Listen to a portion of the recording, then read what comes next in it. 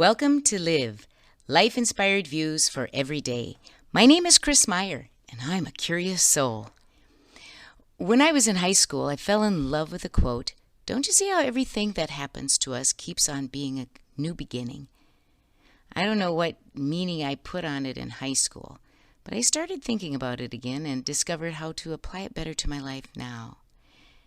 In March, we traveled to Seattle to see our son Andrew, his partner Lily, and the most wonderful grandson in the world, Arva.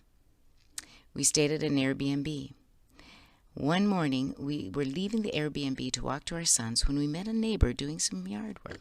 His name was Scott. We struck up a conversation with him, imagine that, and found him to be an interesting man with Minnesota roots.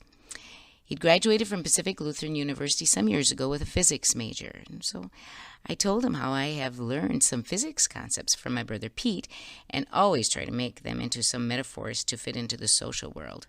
Without pausing for thought, he asked if I had ever learned about entropy. I told him I hadn't learned about it beyond recognizing the word. He said, "You might want to explore it." So when we got back, I quizzed Pete about its meaning.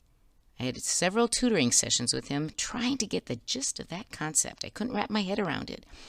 Finally, last week, the meaning exploded in my brain, and I felt like Helen Keller when she suddenly was able to connect words to objects. In this case, I connected metaphors to the concept. I'm sure over the next podcast you'll hear me share about the entropy and about how it connects to life. But let's get back to the quote, "Don't you see how everything that happens keeps on being a new beginning?" I was struck by the happenstance of the moment, talking to our new Franger. I just made that up. Franger, Scott in Seattle about entropy.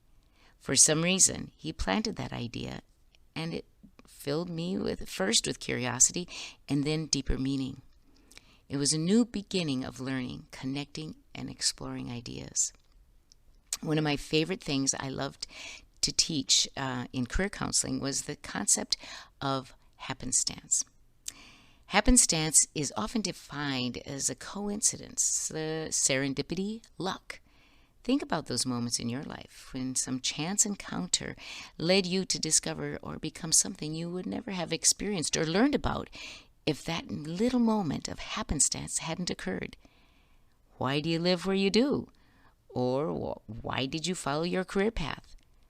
Follow the breadcrumbs and then discover all those happenstance moments that allowed you to step onto a path that paved new direction for your life. In some ways, it's kind of like the butterfly effect, which describes how when a butterfly flaps its wings in Mexico, that little bit of air movement is caught up with other air movements until it joins a great current of air in the sky and eventually becomes a tornado in Iowa. In fact, you would not be listening to this podcast if it hadn't been for some guy in 1985 sitting next to me in Minneapolis, Minnesota in the Fitzgerald Theater while we waited for the Prairie Home Companion show to begin. He was wearing a red t-shirt that said Kenosha Storytelling Group or something like that. I asked him about it, and the next thing I said was, "I've always wanted to become a storyteller.